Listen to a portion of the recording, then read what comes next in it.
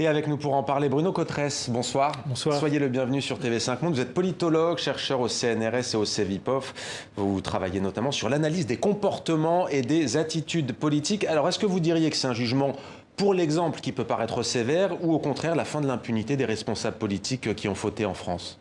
Je pense qu'effectivement, on a vraiment changé d'époque. Ça ne veut pas dire la fin de l'impunité. Il y a toujours des progrès à faire dans ce domaine-là. La France, si on la compare à de nombreux autres pays européens, n'est toujours pas, on va dire, sur le haut du podium, du point de vue de sa capacité à lutter contre le mauvais usage des fonctions publiques, par exemple.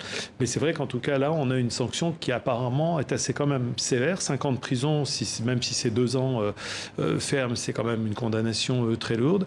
Et c'est vrai que François Fillon, ça ressemble quand même beaucoup à vraiment une fin de parcours politique triste. Lui qui voulait incarner, lorsqu'il était Premier ministre, à la fois la morale, la rigueur, la gestion extrêmement sourcilleuse des deniers publics. Ouais. Alors ce verdict, il est aussi perçu et analysé à l'aune de ce que vous avez évoqué, à savoir qu'il y a quelques jours, eh bien, la procureure du parquet national financier avait déclaré avoir subi des pressions. Julien Bayou, quelle est votre réaction à cette sentence ?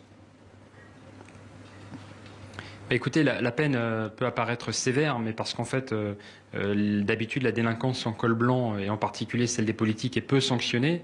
On a une justice d'abattage, qu'on peut appeler comme ça, en comparution immédiate, où c'est pas rare de prendre 1 an ou 2 ans de prison pour, j'ai envie de dire, des vols. C'est pas que c'est pas bien, mais c'est des vols finalement de petites sommes, des vélos, des voitures. Là, vous avez 1 million d'euros d'argent public, votre argent, le mien, détourné à des fins personnelles, et donc la sanction doit s'appliquer. Après, moi, je ne me réjouis pas quand des gens vont en prison. Il y a trop de prisons, on peut trouver des peines alternatives. Mais par contre, c'est heureux que la justice puisse être la même à l'égard des puissants et à l'égard des plus pauvres.